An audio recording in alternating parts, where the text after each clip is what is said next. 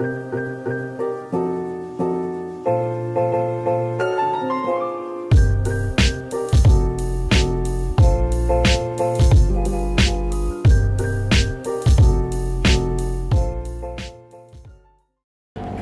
to the Global Filipino Magazine, where we feature successful stories, inspiring stories of our kabayan here in the United Arab Emirates, specifically here in Abu Dhabi.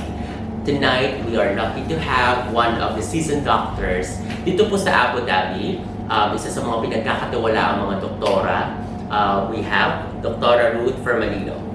Thank you so much, Sir Joel, for having me Our pleasure in the Filipino Magazine. Yes, maraming salamat po for joining us. Alam ko po na napaka-busy ng schedule. It's my pleasure. Hectic. We were trying to schedule this interview for almost a month. Yeah. Pero Dr. Sarap, maraming salamat po. Doktora, basically would like to know your stories. Marami na po tayong chances and opportunities to talk about this. Alam ko po na kayo mismo ay makaka-inspire ng mga ka-global natin dito sa UAE.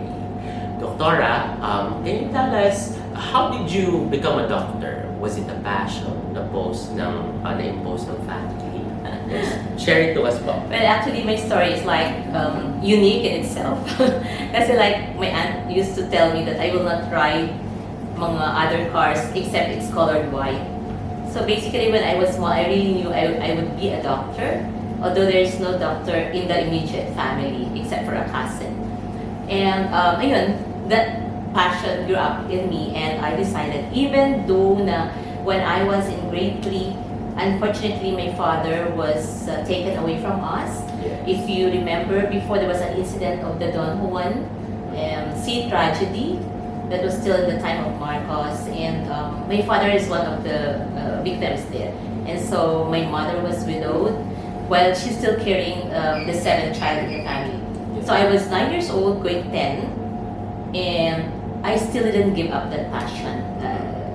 It's really a miracle, and probably God really led me into this profession. And kasi even when I was small, I was already asking God to give me healing hands. So healing hands naman, hindi naman siya, it will come that you're a doctor and you can definitely heal people. But I feel that this is a gift from God. Yes. And He made this possible. So wala kaming money. My mother is not working at the time kasi she's a housewife, but she's a teacher. And I was a scholar from high school to college until I finished university at West Visayas State University.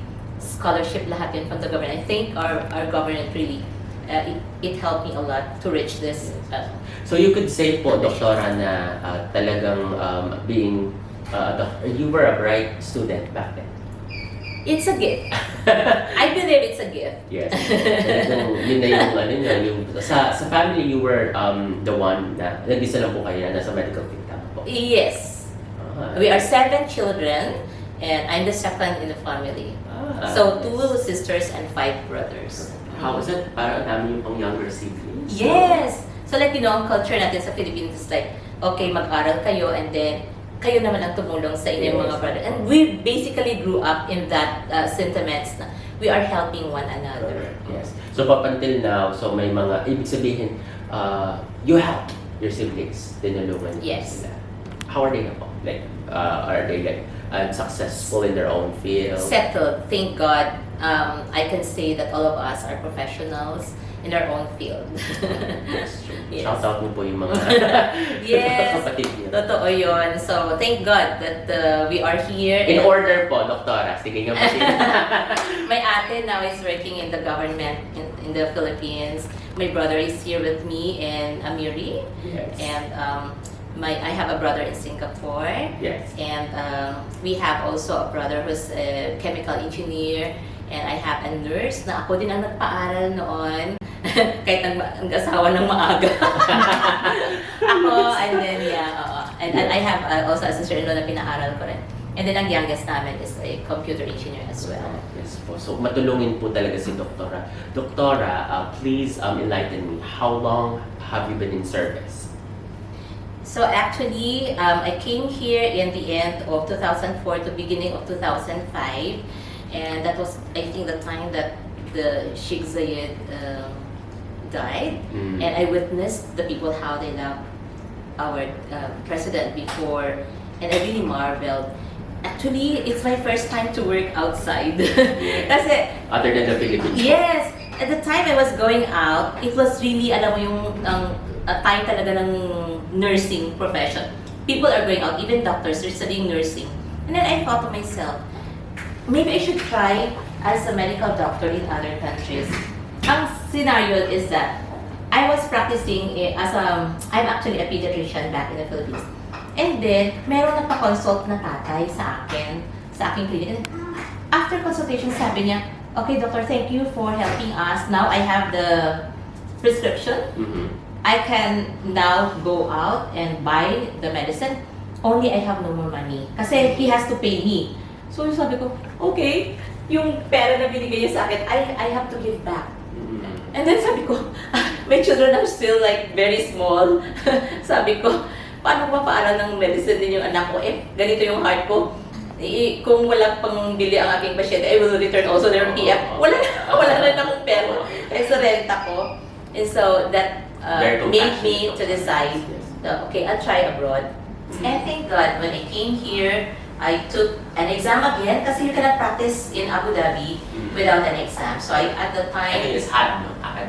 yes, it was under the Ministry of Health. We have to pass first the written exam, and then after that we have to pass the verbal or the oral exam. So 2 exams we have to pass, not just the written.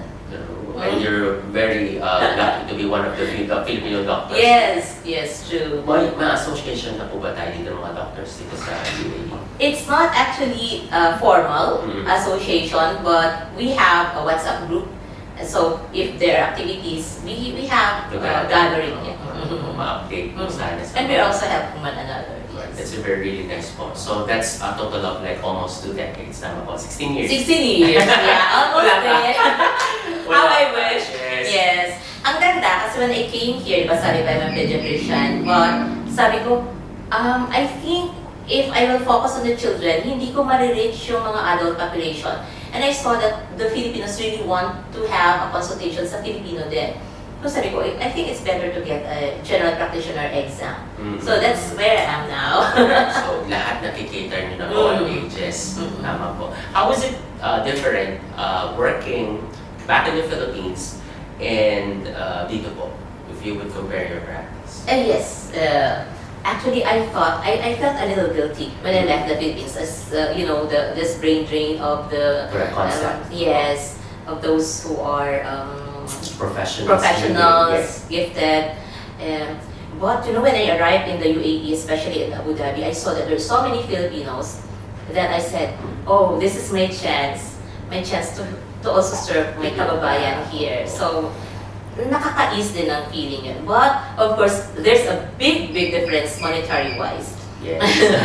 my 1 month salary here is like probably more than my 1 year of salary in the Philippines. No, correct Yes. po yun. But you were able to, sabi niyo nga po, give back sa mga community dito at the same time, tulungan yung True. younger siblings. Yes, that happened to me when, like, for example, in my first practice here, I worked in a medical center, Al Ghazali Medical Center for 5 years. And after that, I was given the chance to manage the Emirates Filipino Medical Center there in City Seasons Hotel for another 5 years. And there, talagang nagawa kong so. Kasi being a medical director, nakakapaglayas ako sa ating embassy, sa OWA. Yeah. Talagang nakakamit kami ng programs sa ating mga wards. Nagkagawa kami ng health lectures. May free massage kasi they're tired naman and they're abused. We do also counseling. And we also layas with them during activities like ang ating Independence Day. So may booth kami doon, nagbibigay kami ng free medical check-up and all. Yes, We also give goods, goods sa mga ward natin especially. That's really nice po. No? So apart from that, what are the other affiliations that you had? Yung sa length of your service, yes. Ano po Of ba yung course, mga natulungan mga na kilala ko? extracurricular.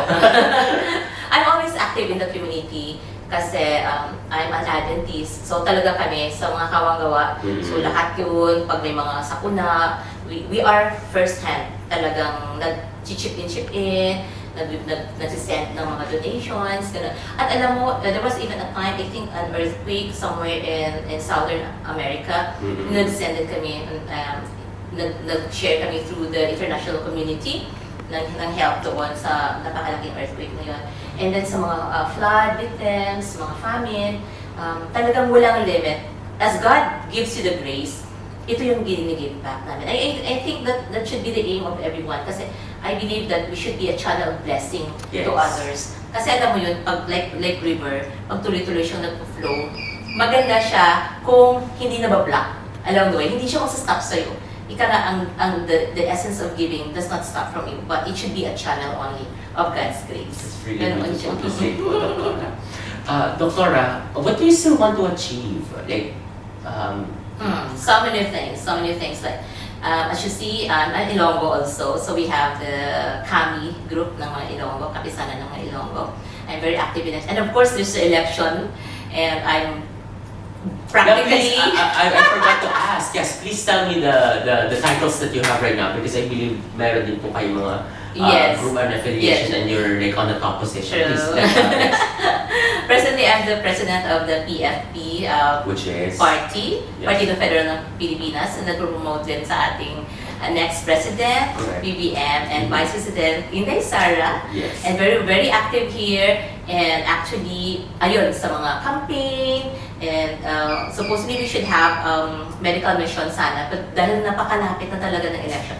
So what we want to give na lang to the community, even after the election, we have actually started to raise funds for a foundation. This is a global international foundation na ito yung magkakaroon ng 24-hour hotline. So we will have an action center here in Abu Dhabi and it will cater to all OFWs worldwide. Talagang God makes a way na okay, whatever happens in the election, this will stand. This will stand. So, pag may problem, kasi hindi naman makalabas ang mga embassy people natin to help our kababayan in need, di ba? But our action center can. Kawang gawa pa rin talaga. This is one of our advocates. Ang dami niyo pong advocacy and affiliations po. Napakaganda po na nagbabalik din po kayo. Now let's talk about like on a personal side po. No? How are you as a parent? Because you're not just a parent, you're not just a mother. You're also a wife. At the same time, you're a career woman. You know, I'm married. Yes, I am. I'm sorry, Doctor, please. Tell us about the family. Actually, it was funny because I was a second-year medical student when I got married. Kasi being a medical student, nakita ko na, ay, ang hirap pala mag-asawa ng doktor. Parang your standard becomes higher. So I decided na, okay, gusto ko rin naman magka-family, so I might as well start it early. So when I graduated, actually I'm a double MD. So I am a medical doctor and I'm a marriage degree. Marriage degree. That's my trophy pa. I have a baby already when I graduated. Yes. So napakasaya din. And then of course, I'm a very hands-on parent. You know, kami, di ba, pag mag-training How kami. many kids? I have 3 kids. 3. And my eldest is a female and then 2 boys. How are they now po? And my eldest is actually studying also medicine. My second child, they're already in the universities. And, Also in the field? Same field? yeah, business second. And then the youngest is also into pre-med. Now we can say that you're not the only doctor Yes, in the true. How was you as a mother? And very hands-on. So I can tell you actually like after duty hours, kami diba sa training namin, we are doing 24 hours duty. Yes. But for me, I will not sleep until the children are sleeping. When I go home from work or duty, titingnan ko talaga and then I will take care of all their needs. Walang yaya makalapit sa kanila. I should be the only one. We should handle them. Yes. And then when they have slept already, doon lang ako matutulog. So like, 24, 36 hours, okay lang yun sa akin. Hands-on po, Doctor. Yeah, That's yes. how hands-on you are. Yeah. Kayo din po, nag-i-impose, nag-i-influence po ba kayo sa mga career path ng inyong anak? Yes. Actually, I'm very surprised kasi I didn't tell them on what course kasi I want them to be independent. Their father is a civil engineer. Yes. And then, but while they're growing up, talagang sinabi nila they want to be a doctor like me. Nakita din po siguro nila how compassionate you are. Wala po kayong anak dito sa UAE? Now they're in the Philippines. They grew up basically here in the UAE. Talagang medyo mahal lang yung expenses kasi kung nag-work kasi sa private sector, talagang all out din, education, bahay, syempre yung needs nila as children, recreation. Kaya talaga kahit malaki ang sahod mo, if you want to have family here, is talagang you have to Spend. spend. Mm. You have to sacrifice. Correct. As a mother, and how is long distance parenting po yun eh? Paano po ngayon ang parenting niyo? How do you communicate with your kids? We usually do Zoom every afternoon. I have to do that. Sure. Kasi worship is very important na siya maging center ng family mo. As a parent po ba, may married na po ba kayo? Wala pa na? Wala pa po kayong married na anak? Wala pa na. Mga bata? Not yet. How old are your kids po? My eldest is 27, the second is 21, and the youngest is 22. What is the struggle right now being like, these are, young adults na po as a parent na nakaharap your like, Yes. katagan niyo po, doktora, na ang layo sa mga anak niyo. Yeah, during the COVID season, they were not able to come here. I was not able to go home. That's the only time. But they grew up here basically.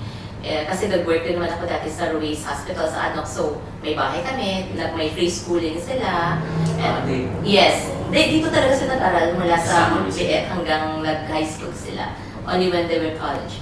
Napaka-importante kasi na i-spend mong time with family. Kasi when they're growing up, mag-aasawa din naman yun. So, they will have their own path naman sa life. Yes. Ito pa, doktora. If you are not being a doctor, what are your hobbies? Where can we see? Kasi ang dami yung side hustle din. Yes. I love going to beaches. Kaya nakakamiss. Kaya sa mga warm weather, okay lang ako. Masaya ito kasi the sun always make me Recent smile. travels, please talk about your recent Yeah. travels. I understand. Yes, last December, for the first time I went out of the country. I went to Seychelles Beach pa more. Yes. Talagang doon na. Why that country po? Because Given it na feels dami like- natin, ma'am, sa Philippines, sa dami natin mga Yeah, I beaches. cannot go home pa kasi sa Philippines at the time. Dami pang restrictions. And then Seychelles feels like the Philippines kasi ang ganda ng scenes, maraming beaches, it's warm, the people there are very warm as well. Parang ano din yun, no? How long was it? Please indulge. I Yeah. believe you One- were doing your own vlogging. Yes, that's my another career path. Sure. Actually, I'm inspired because in this late part of my career na marami akong stories na nangihir sa mga patients ko. And I said, maybe I should document this. So I started telling stories about our kabayans. You don't need to be famous. Even an ordinary person, I would like to tell your story. That's why I labeled it OFW Stories, Moment of Truth. Yes. You can Vlog it actually- po. You can like Yes, share. you can actually search my name, Ruth Fermalino, in YouTube, and then most of my vlogs have the hashtag Moment of Truth. Sure. I believe, let's plug a little bit. We are right now sponsored our beautiful Yes.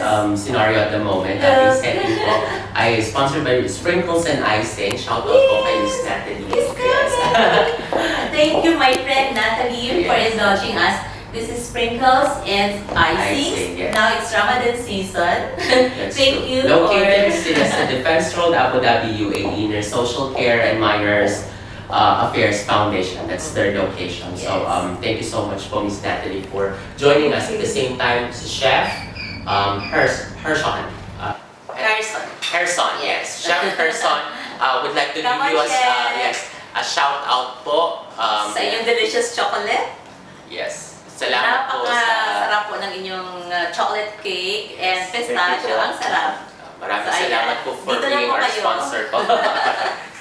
Going back po, thank you po, Thank Chef you, Ross. Chef. Going back, Doktora, dun sa struggles, yeah, struggles that you faced, like, sa dami na pagdaanan, what would you, like, what have you experienced for 16 years of being here in the UAE? Outside of our country.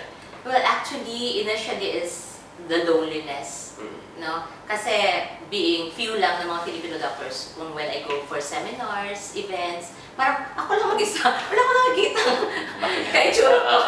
Or kasi some of the doctors, they don't attend. But you know what, this country really feels like second home. Ito UAE. Thank you so much, UAE, especially Abu Dhabi. Feels like just Bacolod City. Napaka-warm ng mga tao. And kahit initially mag-lonely ako sa mga conference, ang mga kasama ko ng mga doctors, they help also make you feel at ease. although they don't speak your language, but at least na nakaka-comfort ka nila sa ganoon. And of course, probably not everybody will be as fortunate as me. Kasi alam ko ang mga struggles ng ating mga OFWs, yun talagang mahiwalay sa kanilang family. True. And not everybody can afford talaga to bring their family here. But if you can really make the sacrifice, please do bring your family. Kasi mahirap, marami ako nakikitang family na nagkakahiwalay-hiwalay because of separation. Distance. So like it's like money versus Correct. You Speaking know? of that, Doctor, I understand, although we don't want to go to the further details, but I understand that there were like a venture that you had and then it did flourish. How did you face that kind of situation, forgiveness, and at the same time moving forward? Well, actually, di ba, syempre, if you are abroad, you want to start some business, parang backup mo, when you retire, you have to prepare for it. And unfortunately, may mga friendship din tayo na nalapitan, and it happened to most Filipinos din na nagtatry ng business. Ang aming pera hindi na nabalik sa amin. So, parang, hindi naman yun na biglaan lang na kinuha mo sa wallet mo. Siyempre, we made loans also. Yes. Para Hard-earned hard-earned money, yes. and we're paying for that even until now. But yung trust, napaka-importante kasi sa friendship or sa mga business ventures, ang trust ay huwag mong i-break talaga. And don't exchange money for friendship. Huwag yung i-break yan. Kasi it's temporary. The grace always comes from God. And then, itong forgiveness, it will not always come easy. So you have to pray for it. Yes. And I believe na kung anong ginawa mo talaga sa buhay mo, it will always come back. That's a really good point po. Yes. A few more questions, Doctora. What could be your legacy? I mean, how do you want for people to remember you? Yes. Of course, being a doctor, I have seen our need, not just in the Philippines but also outside the country. Marami din tayong mga kababayan na wala silang, yung makalapit man lang sa mga facility ng medicine or makabigyan ng free service. So talagang isang prayer po na magkaroon tayo ng sarili na nating Filipino hospital for OFWs here. And I'm working towards it. And I'm praying na sana after the presidential election, this will happen. Yes. You'd be able to Yes. reach further, mas marami kayong matulungan na support at that has Alam mo government na, support. if they don't have insurance, they know that they have a center to go to na hindi sila sisingilin ng mahal at mabigyan sila ng tamang serbisyo. And also, that's an avenue na mapakita din natin sa mga taga rito at ibang mga lahi na iba yung culture ng Filipino. Di ba, ito yung sinasabi nila, TLC, ang tender loving care ng mga Filipinos, the Filipino touch. Correct. Last question, Dr. How would you define success? Given your background, given your experiences na pagdaanan, Yes. Define success. Parang Miss Universe question yan na. Sa akin, you don't need to be rich to be called successful. Sa akin, having given good service sa family mo, sa ating kabayan, sa ating Panginoon, that's what I call success. Kasi everything will just, ang lahat ng bagay sa mundo, it will just be gone. But ito yung treasure natin sa lupa, mawawala din yan. But laying up your treasure in heaven, that's your greatest success in life. It's really beautiful, Doctora. Everyone, mga ka-global, that's the inspiring story of Doctora Ruth Permalino. Dito sa the Global Filipino Magazine, we continuously share inspiring stories of our ka-global here in the United Arab Emirates. Maraming salamat po. Thank you so much.